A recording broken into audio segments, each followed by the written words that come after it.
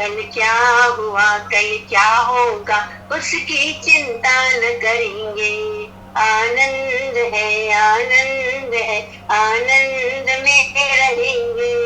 कल क्या हुआ कल क्या होगा उसकी चिंता न करेंगे। जिस देश में जिस देश में जिस हाल में रहेंगे।